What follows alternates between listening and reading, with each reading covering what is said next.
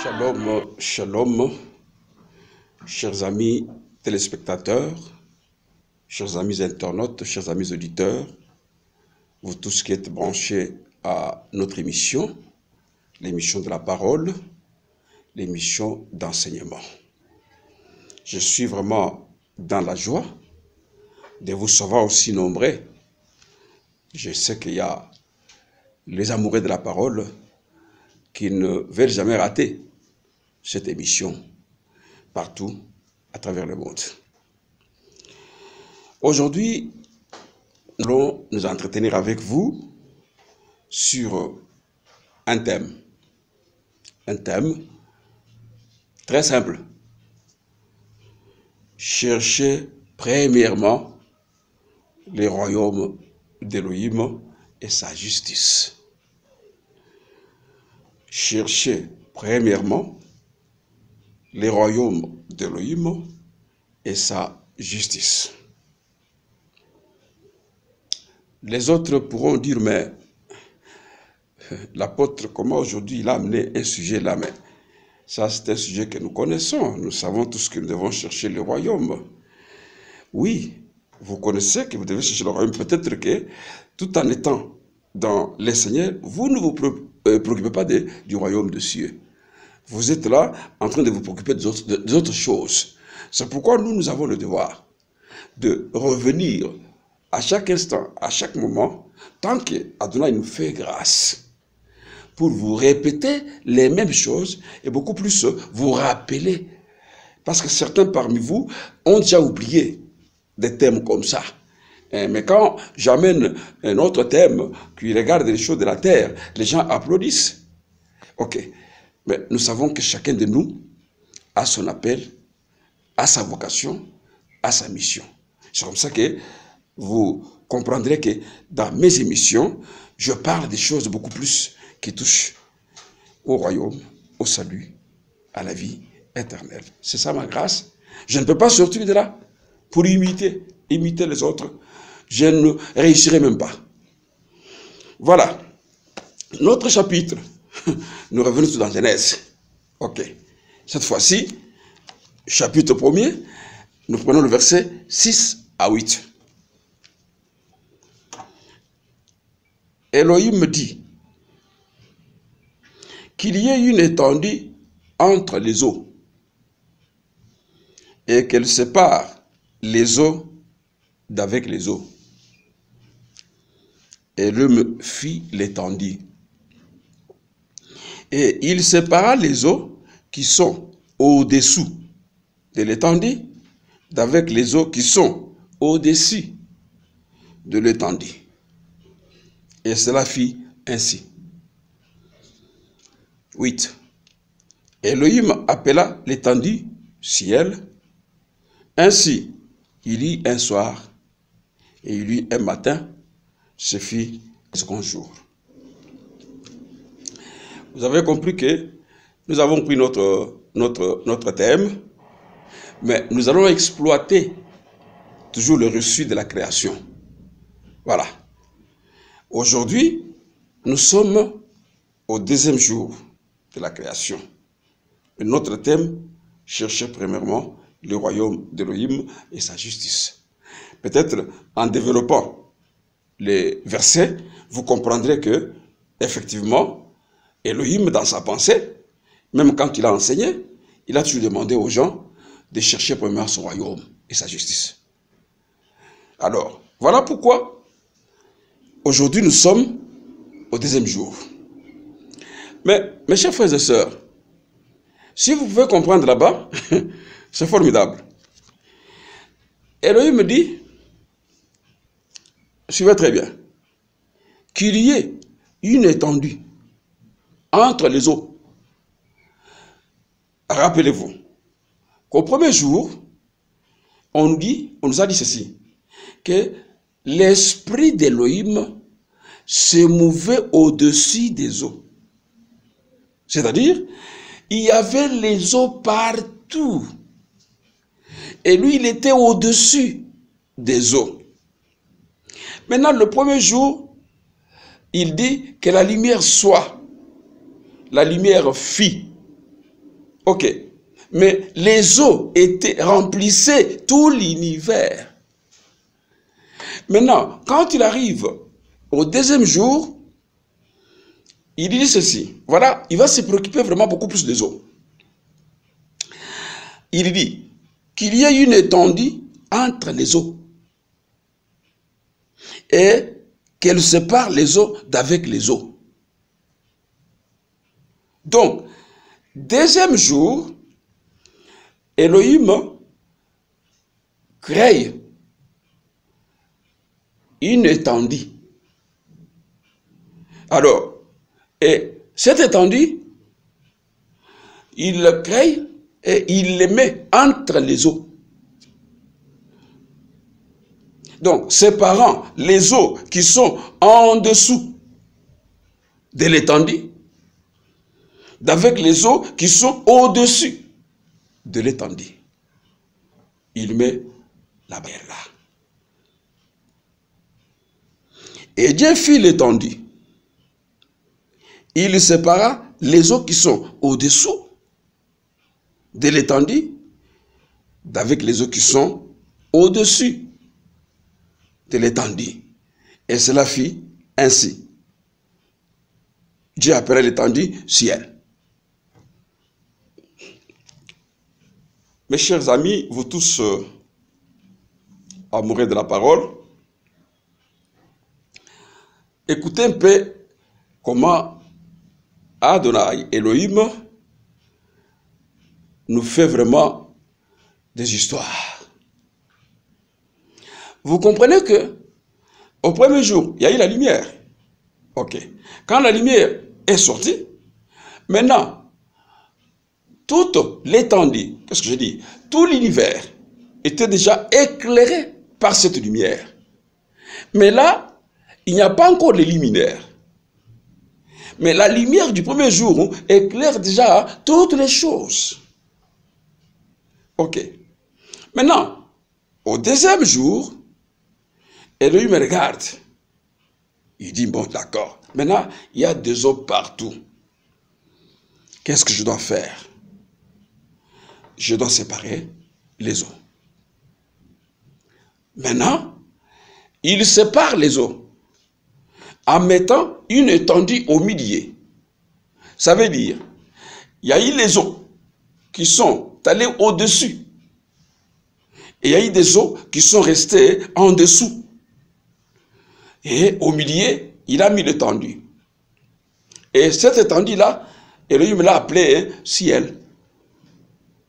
C'est comme ça que quand vous et moi, nous regardons au-dessus de nos têtes, nous voyons un truc bleu là. C'est là que nos yeux terminent. C'est là que nos yeux se limitent.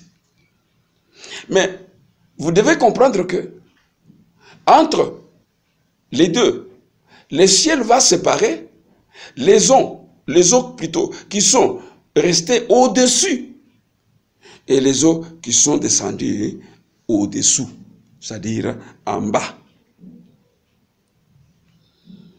À votre attention, s'il vous plaît.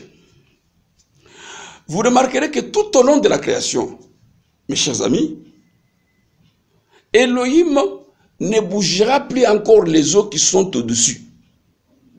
Si vous êtes très bien les reçus de la création, vous comprendrez que les eaux qui sont restées au-dessus de nous ne seront jamais bougées. Parce que ce sont des eaux qui sont vraiment bien protégées. Tandis que Elohim s'occupera des eaux d'en bas. Au troisième et au cinquième jour. Nous y reviendrons parce que nous continuerons avec ce message jusqu'à les terminer comme Elohim nous l'a inspiré. Alors, ça dit que les deuxièmes jours de la création, Elohim ne s'est pas préoccupé d'autre chose, si ce n'est que de séparer les eaux. C'est tout. Et de mettre l'étendue au milieu. Les autres sont restés au-dessus, les autres sont restés aussi en dessous. Et cette étendue-là, j'ai dit qu'il appelait ciel. Alors, mes chers bien-aimés dans l'Adonai, vous comprenez que lorsque nous parlons, disons que quand Élie me créait, frère, il ne blaguait pas, il ne jouait pas. Il travaillait. Et tout ce travail-là, vous trouverez que les points communs, les centres d'intérêt de tout ce travail-là, c'est l'homme. Parce que si vous rentrez dans que la lumière soit, vous trouverez que l'homme était représenté au premier jour par la lumière. C'est-à-dire que dans l'ombre, l'homme était déjà là, dans la lumière. Vous allez remarquer aussi qu'au deuxième jour, nous allons voir encore l'ombre de l'homme. Avant qu'Élohim fasse sortir son secret au sixième jour, pour créer l'homme à son image et à sa ressemblance.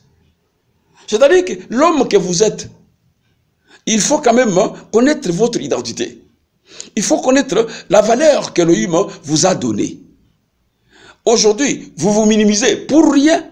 Soit vous minimisez aussi votre prochain pour rien. Mais vous ne savez pas quel est le prix que l'homme a aux yeux d'Élohim.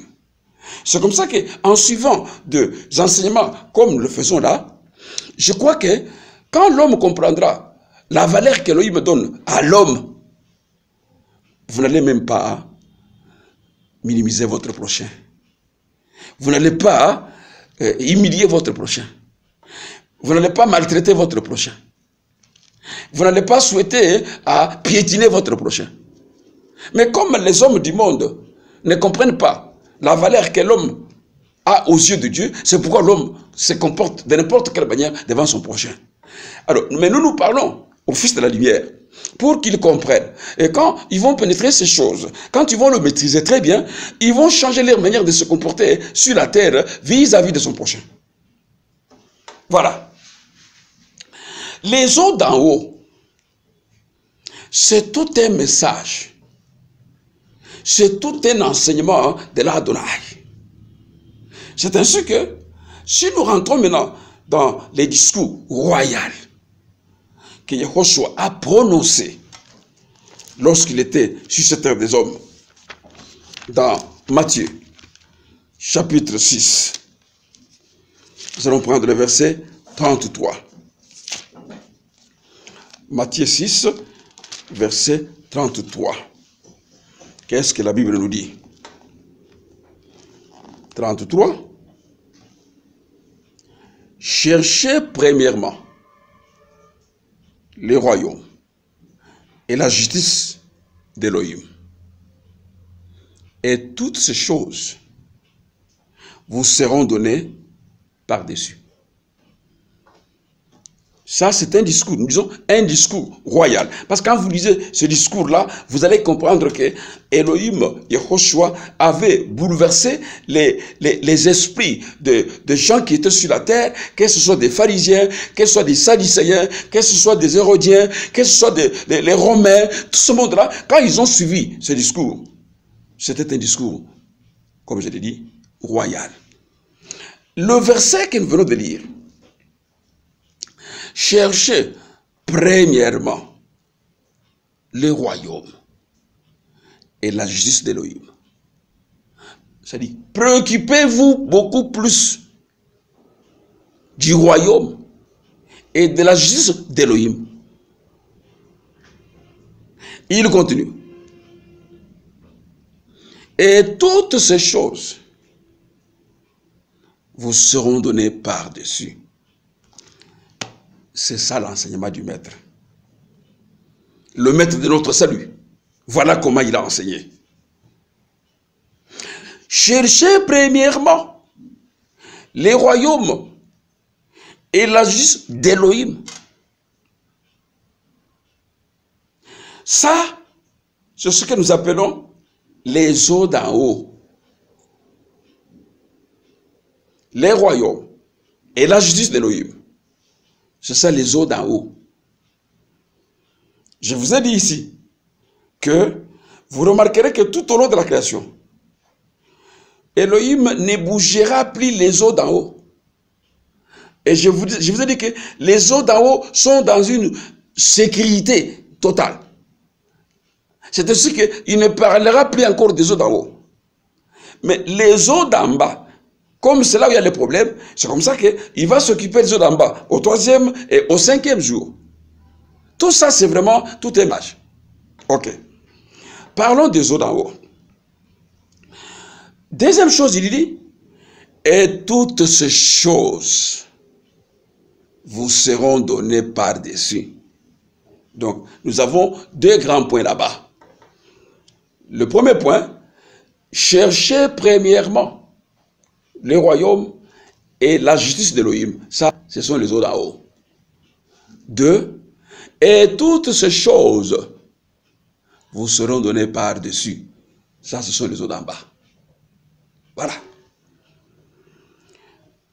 Vous allez comprendre, bien aimé, que notre apôtre,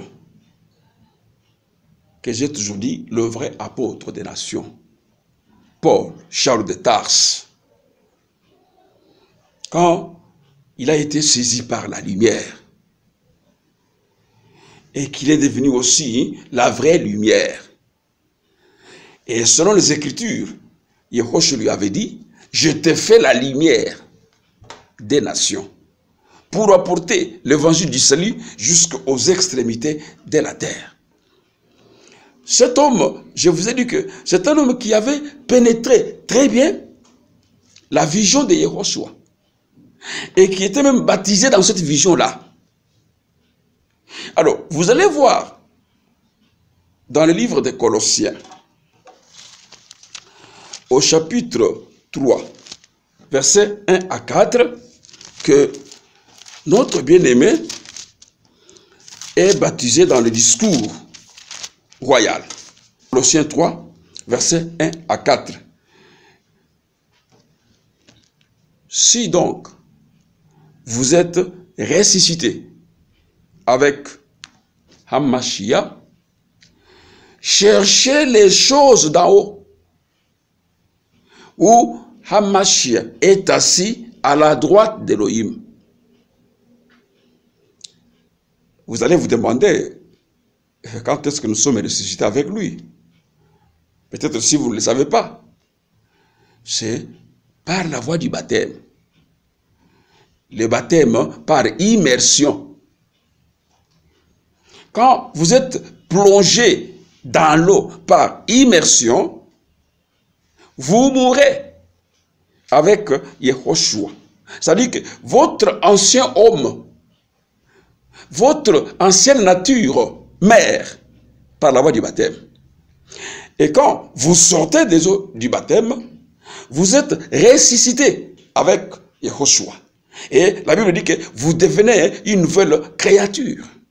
Voilà. C'est comme ça que l'apôtre dit, si donc vous êtes ressuscité avec Hamashiach, quelle sera votre préoccupation? Il dit, cherchez les choses d'en haut. Donc, les eaux d'en haut, cherchez-les. Où Hamashiach est assis à la droite d'Elohim. Le verset 2.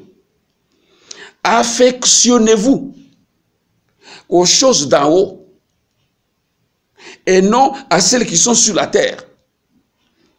C'est-à-dire que quand on dit affectionnez-vous, c'est ça l'enseignement du maître que Paul véhicule.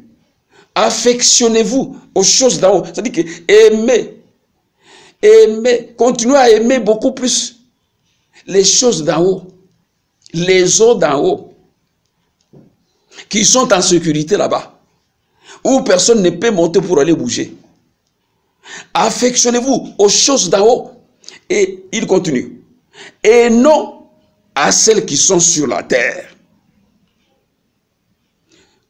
Si c'était aujourd'hui, je ne sais pas comment est-ce que nous serons qualifiés. Mais Charles de Tarse, quand il parle, il dit, affectionnez-vous aux choses d'en haut. si vous êtes réellement ressuscité avec Hamashi, c'est-à-dire que si vous êtes réellement la nouvelle créature, vous devez vous occuper beaucoup plus des choses d'en haut et non de celles qui sont sur la terre.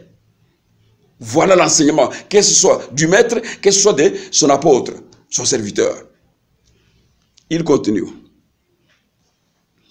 Car vous êtes morts et votre vie est cachée avec Hamashiach en Elohim. Quand on dit vous êtes morts, c'est-à-dire, lorsque vous recevez le baptême, c'est-à-dire que vous êtes mort. L'homme qui sort du baptême ou la femme qui sort du baptême, c'est une nouvelle créature.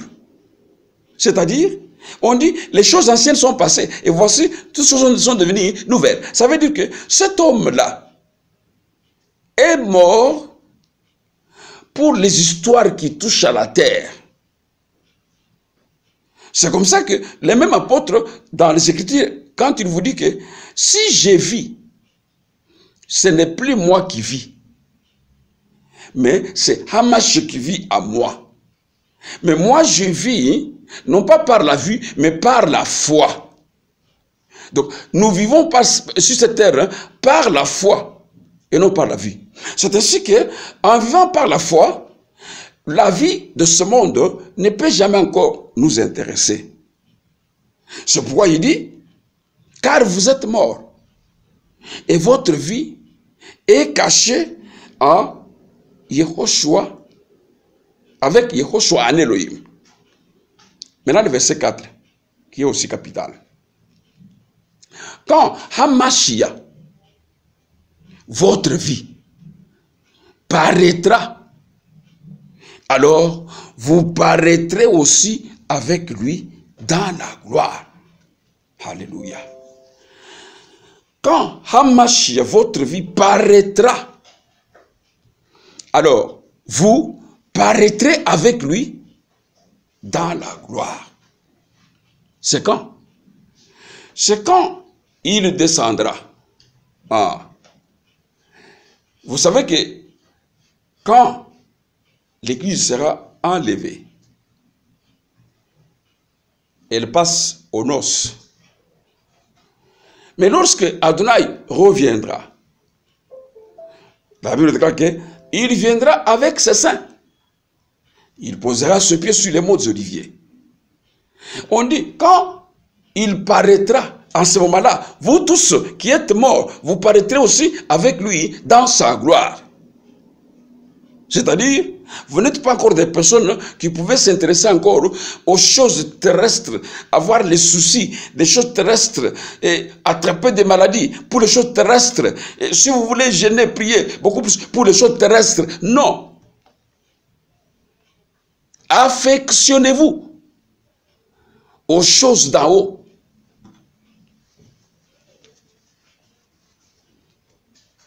Déclare les Saintes Écritures par le canal de l'apôtre Charles de Tarse. Affectionnez-vous aux choses d'en haut. Donc, pour notre apôtre, Charles de Tarse, c'est dans le surcéleste que nous sommes bénis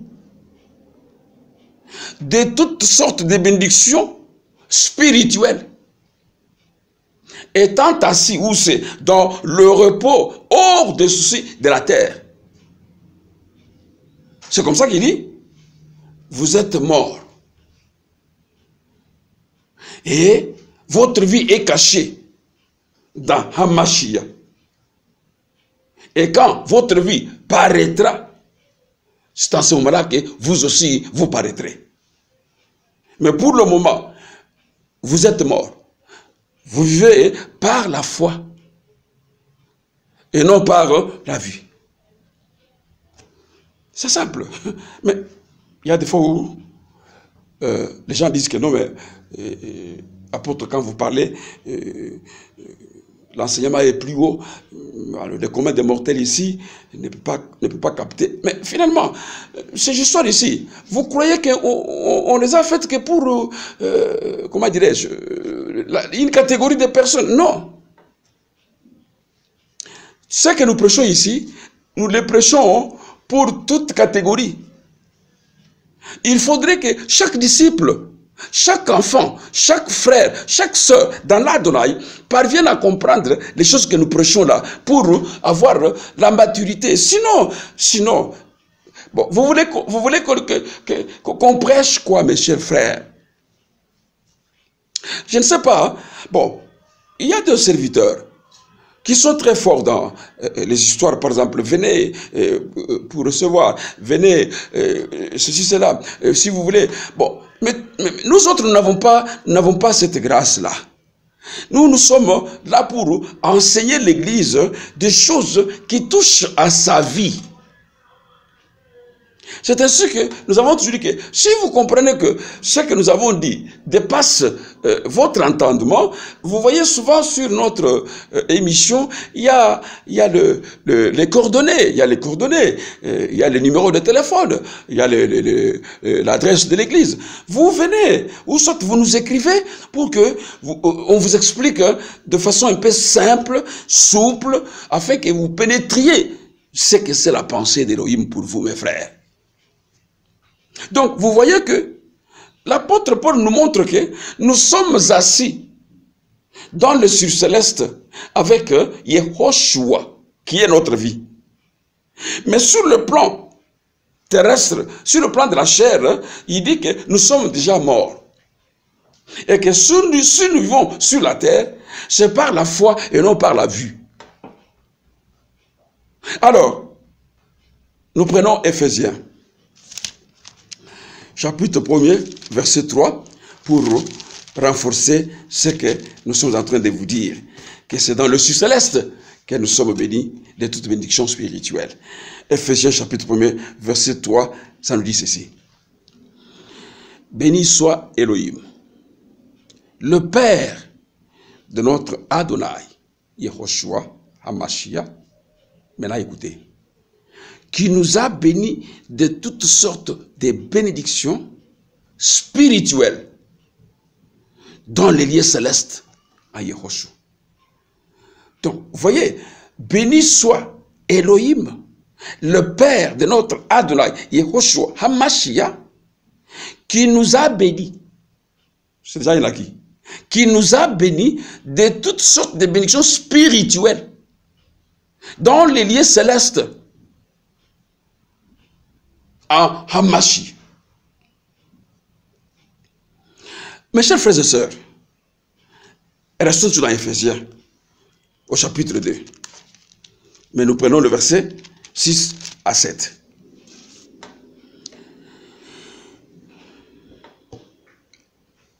Écoutez mes frères, il nous a ressuscités ensemble, suivez bien, et nous a fait asseoir ensemble dans les lieux célestes en Yehoshua HaMashiach. Donc, vous voyez que lorsque nous sortons du baptême, nous devenons une nouvelle créature, même notre statut change. Et la Bible dit qu'il nous a ressuscités ensemble avec Yehoshua et nous a fait asseoir ensemble, où c'est? Dans les lieux célestes. Voilà là où nous sommes assis. C'est comme ça que quand Paul parle bien en disant affectionnez-vous aux choses d'en haut. Parce que dans sa compréhension, il avait compris que nous sommes ressuscités avec Hamashiach, mais nous sommes assis où c'est? Dans les lieux célestes avec lui. Et que si nous vivons dans ce monde, nous vivons par la foi et non par la vie. Ça, ce sont des perles, des histoires formidables. Écoutez, afin de montrer dans le siècle à venir l'infinie richesse de sa grâce, par sa bonté envers nous, en Yehoshua HaMashiach. Donc, ça dit qu'il montrera tous ses élus qui sont avec lui. Aujourd'hui, on peut se moquer de nous par les hommes sur la terre. On peut nous humilier. On peut nous saboter, c'est très bien. Mais le jour viendra où Hamashiach, quand il va venir avec tous ses saints, le monde contemplera. Ah bon, ces gens-là, on s'est moqué d'eux. C'est comme ça, ils viennent comme ça dans la gloire. C'est comme ça que Paul avait compris ces choses. Charles de Tarse, j'aime beaucoup l'appeler Charles de Tarse, parce que Paul, c'est bien, c'est un nom romain, qu'il avait aussi reçu, comme Rome avait le monopole sur Israël, mais lui c'est Charles de Tarse. Alors, cet homme avait bien compris les choses. Donc, quand il parle, il est clair. Il dit, je voudrais reprendre encore, il nous a ressuscités ensemble et nous a fait asseoir ensemble dans les lieux célestes en Yehoshua HaMashiach, afin de montrer dans le siècle à venir l'infinie richesse de sa grâce, par sa bonté envers nous en Yehoshua HaMashiach. Mes chers bien-aimés, je vous disais que entre les deux, c'est-à-dire les eaux d'en bas et celles d'en haut, Adonai a mis une étendue. Et cette étendue, il l'a appelée ciel. Donc, c'est comme une barrière. Cette barrière, dans le langage spirituel, est appelée grâce. C'est-à-dire que vous ne pouvez pas quitter les eaux d'en bas, pénétrer les eaux d'en haut sans passer par la grâce. Jamais. Ça ne peut pas se faire. On va vérifier cela dans Ephésiens 2. Nous prenons le verset 1 jusqu'au verset 6. Vous étiez morts par vos offenses et par vos péchés. Écoutez, on ne parle plus de passé. Hein? Vous étiez morts par vos offenses et par vos péchés. Le verset 2. Dans lesquels vous marchiez autrefois, selon les trains de ce monde, selon les princes de la puissance de l'air, de l'esprit qui agit maintenant dans le fils de la rébellion. Vous étiez morts par vos offenses et vos péchés, dans lesquels vous marchez autrefois, selon les trains de ce monde, selon les princes de la puissance de l'air, de l'esprit qui agit maintenant dans le fils de la rébellion. Vous étiez. 3. Nous tous aussi, nous étions de leur nombre. Vous comprenez? Nous étions. Ce qui veut dire que nous ne sommes plus encore. Nous étions de leur nombre. Et nous vivions, écoutez, autrefois, selon les convoitises de notre chair. Nous vivions autrefois, selon les convoitises de notre chair, accomplissant les volontés de la chair et de nos pensées. C'est formidable.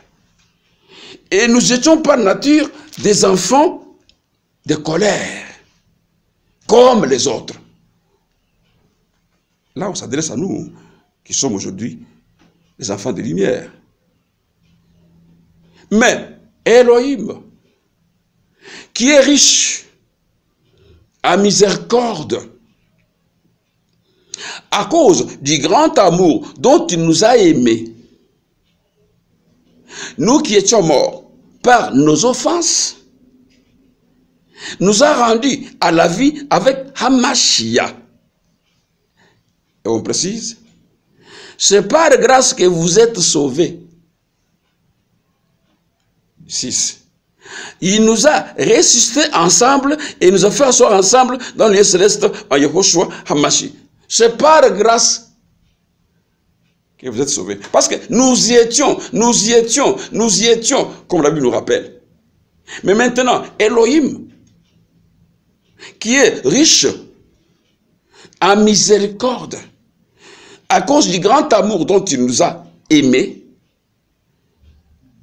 nous qui étions morts par nos offenses, nous a rendus à la vie. Voilà.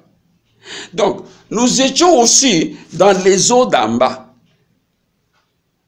Mais pour arriver maintenant aux eaux d'en haut, il faut passer par la grâce. Et cette grâce-là, c'est Elohim par son amour qui a voulu que cela soit ainsi. Lorsque nous avons cru, lorsque nous avons mis foi en sa parole, il nous a fait quoi? Il nous a pardonné nos offenses. Et il nous a rendus à la vie. Et on dit, c'est par grâce que vous êtes sauvés, au moyen de la foi. Le verset 8 est très important, du même chapitre. Car c'est par la grâce que vous êtes sauvés, par le moyen de la foi. Et cela ne vient pas de vous, mais c'est le don d'Elohim. Ah, j'aime beaucoup ça. Vous avez compris? C'est par la grâce que vous êtes sauvés, par le moyen de la foi. Et cela ne vient pas de vous, mais c'est le don. Elohim nous a fait que les dons. La grâce. Par la foi, nous avons cru. Et il nous a pardonné. Il nous a ressuscités. Et il a effacé nos offenses et nos péchés. La Bible dit que c'est les dons d'Elohim. La grâce, nous avons dit que c'est une faveur gratuite, non méritée. C'est ça la grâce. C'est les dons d'Elohim.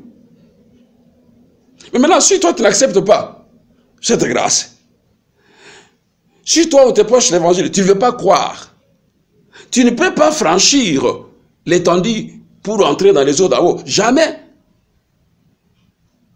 S'il faut entrer, s'il faut franchir l'étendue, commencez par croire l'évangile.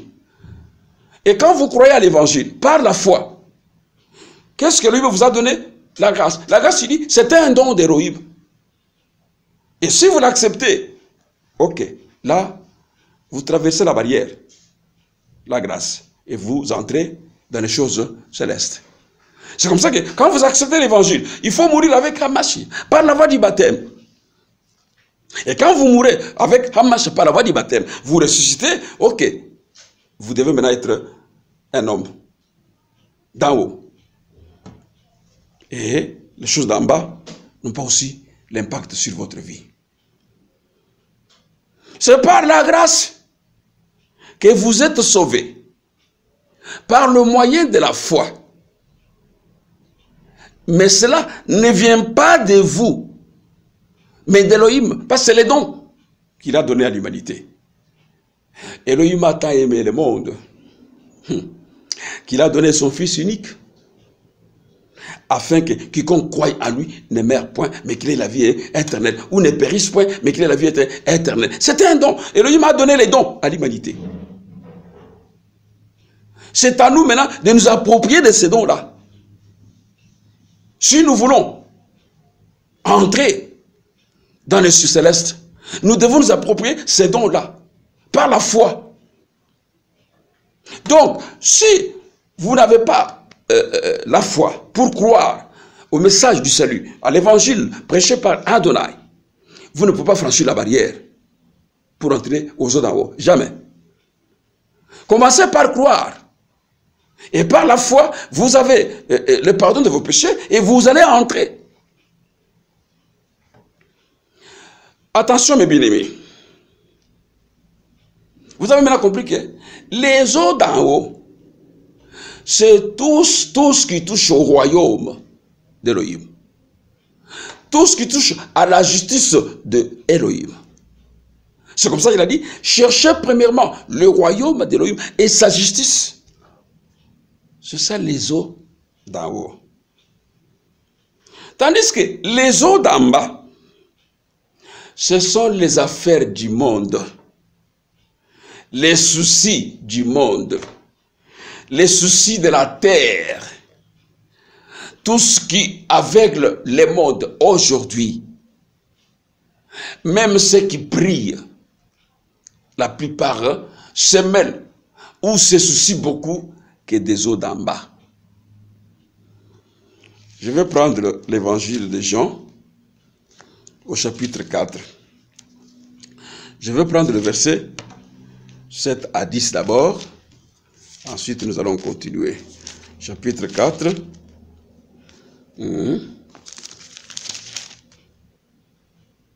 Voilà.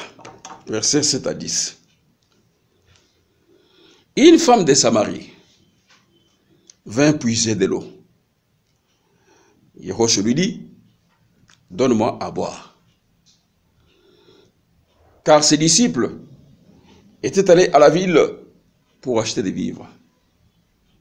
La femme samaritaine lui dit, comment toi qui es juif, me demandes-tu à boire, à moi qui suis une femme samaritaine?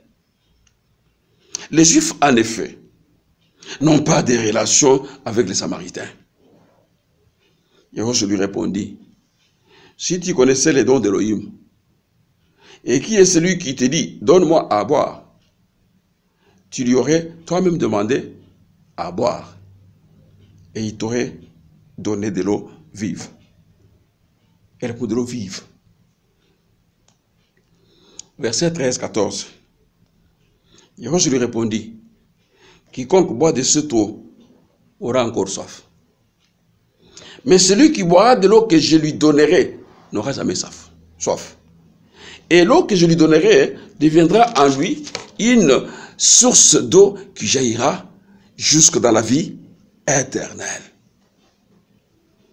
Mes frères et sœurs, Elohim a séparé les eaux pour que l'homme se préoccupe beaucoup plus à chercher les eaux d'en haut, mais l'homme a toujours préféré se soucier beaucoup plus des eaux d'en bas. Et pourtant, les eaux d'en bas ne peuvent jamais finir la soif. C'est comme ça que il dit à la femme samaritaine, l'eau ici que vous buvez ici, vous pouvez la boire autant de fois, vous aurez toujours soif.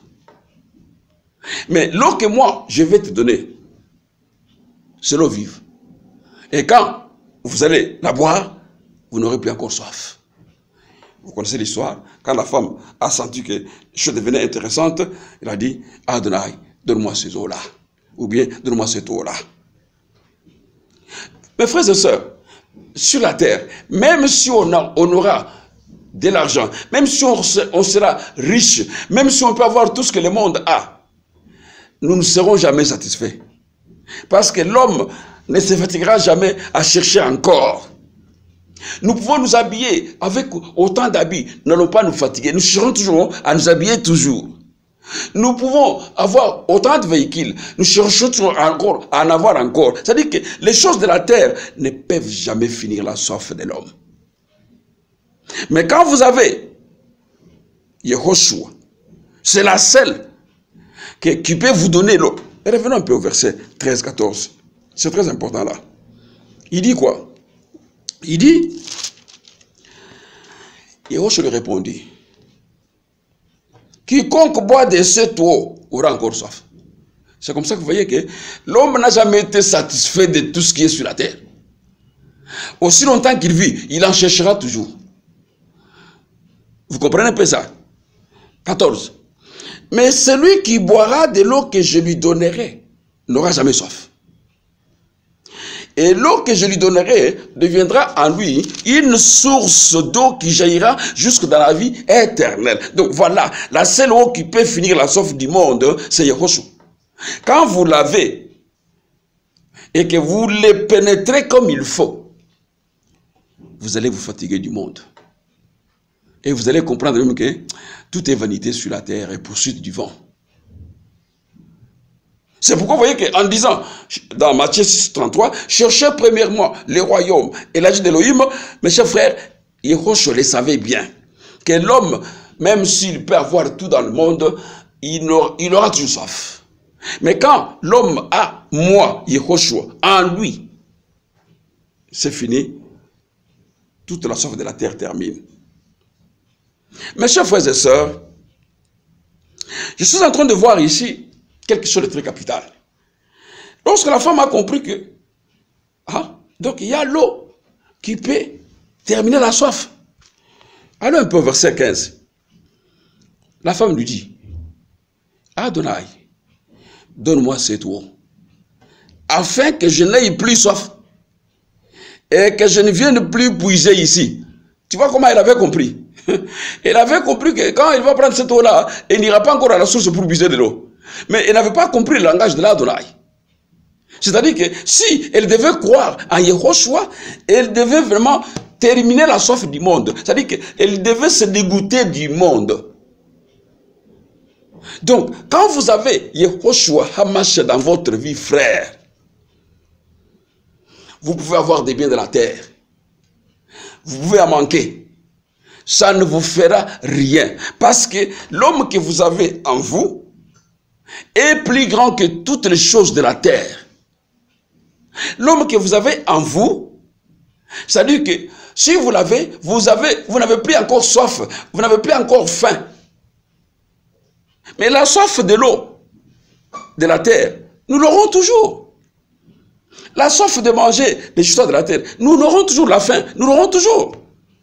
Mais quand on parle ici de la soif, c'est-à-dire que vous n'aurez pas encore les soucis des histoires des eaux d'en bas.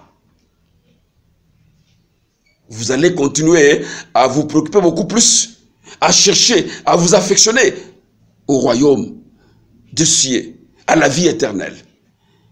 Vous allez commencer à chercher partout le moyen en te disant que non, en tout cas, qu'il vienne même me prendre. Vous allez commencer à dégoûter la terre si vous l'avez réellement en vous. Vous avez des biens, vous les glorifiez. Vous n'avez pas de biens, vous les glorifiez. Vous n'allez pas encore avoir les soucis inutiles. Je n'ai pas ceci, je n'ai pas cela. Des fois, vous attrapez des maladies parce que vous cherchez à avoir ceci, à avoir cela. Quand ça ne vient pas, vous tombez malade. Il y a des histoires. Vous n'aurez pas encore soif de ces histoires-là. Parce que vous allez vous dire que l'homme qui est à moi m'a rempli. Alors, je m'affectionne à ces histoires à lui. Au lieu que je puisse encore avoir les soucis des histoires de la terre. Alors, c'est pourquoi vous voyez que quand le maître dit, cherchez premièrement. Et revenons un peu dans Matthieu. Il y a encore quelque chose de très important là-bas. Matthieu 6, là où nous étions.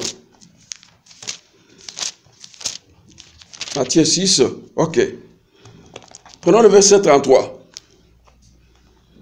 Il dit ceci. Cherchez premièrement le royaume et la justice d'Élohim, et toutes ces choses vous seront données par-dessus. Lorsque nous remontons au verset 32, il dit, car toutes ces choses, ce sont le païen qui le recherche. Votre Père Céleste, ce que vous en avez besoin. Réfléchissons un peu là, mes chers frères et sœurs. Quand le maître dit que, car toutes ces choses, ce sont les païens qui le recherchent. Attention. Votre Père Céleste sait que vous en avez besoin. C'est pourquoi cherchez premièrement le royaume. Ça veut dire quoi? Ça veut dire que Yehoshua lui-même connaît que ses enfants à lui ont besoin de ceci, ont besoin de cela. Et au temps convenable, il donne. Il donne sans être forcé. C'est ça le problème, frère. Alors, c'est pourquoi il dit, cherchez premièrement. Et ça me réfère encore à quelque chose, une histoire qui s'est passée dans Josué, chapitre 15, versets 17 à 19. Qu'est-ce qui s'est passé là-bas? Si nous commençons par 16, Caleb dit, je donnerai ma fille, Aksa, pour femme, à celui qui battra, Kirja, se faire et qui la prendra. Othniel, fils de Kenaz, frère de Caleb, s'en empara. Et Caleb lui donna pour femme sa fille Aksa, comme il l'avait promis. Lorsqu'il fit entrer chez Othniel, elle le sollicita de demander à son père un champ. Elle descendit de dessus son âne, et Caleb lui dit, « Qu'as-tu » Elle répondit, « Fais-moi un présent, car tu m'as donné une terre du midi, donne-moi aussi des sources d'eau. » Et il lui donna, écoutez, il lui donna les sources supérieures et les sources inférieures. C'était prophétique. Les sources supérieures, c'est ça ce qu'on appelle premièrement. Quand il a donné à sa fille les champs où il y avait des sources supérieures, il n'a pas limité par là. La Bible dit qu'il a donné aussi à sa fille les sources inférieures. Ça veut dire quoi? Ça veut dire que le Seigneur qui nous connaît, lorsque nous nous préoccupons du royaume, de sa justice, c'est-à-dire, ce sont les sources supérieures. Maintenant, les histoires de la terre que nous avons besoin là, ce sont les sources inférieures. Elohim va nous les donner au temps voulu par lui. À ce moment-là, vous comprenez que ça ne sert à rien de souffrir son corps pour les histoires de la terre. Vous allez gêner 21 jours pour avoir peut-être le véhicule. Je te dis que si vraiment on pouvait avoir des véhicules par les jeunes, vous savez, depuis que le mouvement charismatique a commencé dans notre pays ici, aujourd'hui, personne dans nos assemblées ne pouvait marcher à pied. Mais curieusement, depuis ce temps-là jusqu'à aujourd'hui, il y a d'autres qui n'ont même pas de vélo. C'est pour vous dire que vous êtes en train de faire souffrir votre corps pour des histoires inutiles. Mais si vous faites souffrir votre corps pour le royaume, pour que beaucoup de personnes viennent, croient au message, croient l'évangile, qu'ils soient sauvés, Elohim vous donnera même des choses qui vont dépasser votre entendement. Mes chers frères et sœurs, voilà pourquoi, quand Elohim s'est préoccupé au 10e jour de séparer les eaux, il y a eu les eaux qui sont descendues en bas et les eaux qui sont restées en haut. Il a mis une étendue qu'on appelait le ciel. C'est pourquoi il voulait montrer à l'homme au 2e jour que vous devez vous préoccuper beaucoup plus et vous affectionner beaucoup plus des choses d'en haut. Alors, les choses d'en bas, je vous donnerai par surcroît, dans mon vouloir. C'est-à-dire que je ne serai pas forcé par quelqu'un à le faire, mais je le ferai. Voilà, mes chers frères et sœurs, cherchez premièrement le royaume d'Elohim et sa justice. Affectionnez-vous beaucoup plus aux eaux d'en haut. Les eaux d'en bas, Elohim vous donnera ces choses-là par surcroît. Quand tu verras que maintenant vous avez les soucis du royaume. Maintenant vous vous affectionnez beaucoup plus au royaume. Parce qu'il ne veut pas votre perte. Ce que lui veut, c'est votre vie, c'est votre salut. Il peut vous donner tout ce que vous cherchez dans le monde. Mais si vous n'avez pas de salut, à quoi bon? C'est comme ça qu'il dira que, à quoi bon, à quoi servirait-il à un homme de gagner le monde entier s'il perdait son âme? Ma sœur et mon frère, ne perds pas ton âme pour les choses de la terre.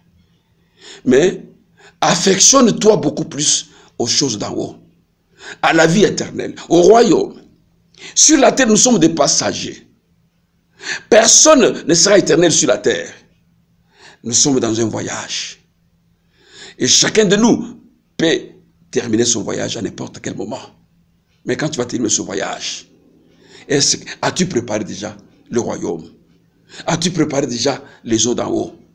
Voilà, c'est sur ce point ici que nous allons terminer notre message d'aujourd'hui, tout en vous souhaitant vraiment toutes les bonnes choses et en vous demandant d'être toujours attaché à notre émission pour écouter de telles choses en vue que vous soyez vraiment bien édifiés.